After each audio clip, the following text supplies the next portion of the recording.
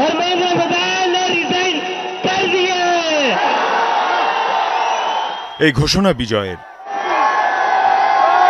এই উল্লাস গণতান্ত্রিক আন্দোলন আর পুলিশি নির্যাতনের বিরুদ্ধে। ককরোচ জনতা পার্টির প্রধান অভিজিৎ দীপকে শিক্ষামন্ত্রী ধর্মেন্দ্র প্রধানের পদত্যাগের ঘোষণা দেওয়ার পর এভাবেই উল্লাসে মেতে ওঠে পুরো যন্তর মন্তর। জনতার বাঁধভাঙা উল্লাসের ঢেউ মুহূর্তেই দিল্লি ছাড়িয়ে পৌঁছে যায় বিহার, মহারাষ্ট্র, পশ্চিমবঙ্গ সহ বিভিন্ন রাজ্যে।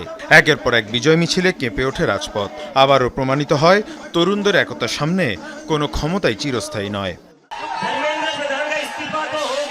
দেশে যদি হিন্দু মুসলিম রাজনীতি না থাকে, যদি কেবল ইস্যুভিত্তিক রাজনীতি হয়, তবে বড় বড় ক্ষমতার আসন কেঁপে উঠবে। ধর্মেন্দ্র প্রধান পদত্যাগ করেছেন। এটি প্রমাণ করে যে যদি আপনি ভয় না পান এবং এই সরকারের কাছে মাথা নত না করেন, তবে আপনি যে কারো পদত্যাগ আদায় করে নিতে পারবেন। দুদফা আলোচনার মোদির একের পর এক ভিডিও বার্তার পরও যখন অনড় আন্দোলনরত শিক্ষার্থীরা, তখন নতি স্বীকার করতে বাধ্য হল ভারতের কেন্দ্রীয় সরকার। অবশেষে স্থানীয় সময় দুপুরে পদত্যাগপত্র জমা দেন শিক্ষামন্ত্রী ধর্মেন্দ্র প্রধান।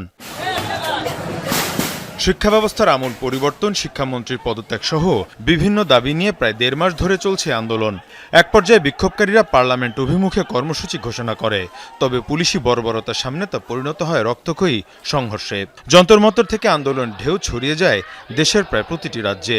আন্দোলনে যোগ দেয় কংগ্রেস, আম আদমি পার্টি, সমাজবাদী পার্টি, তৃণমূল কংগ্রেস সহ বিভিন্ন দল। নড়ে ওঠে বিজেপি শাসিত কেন্দ্রীয় সরকার। এডুকেশন মিনিস্টার ধর্মেন্দ্র প্রধান শিক্ষামন্ত্রী ধর্মেন্দ্র প্রধানের পদত্যাগ আমাদের শিক্ষা ব্যবস্থা পুনর্গঠনের পথে এক গুরুত্বপূর্ণ পদক্ষেপ।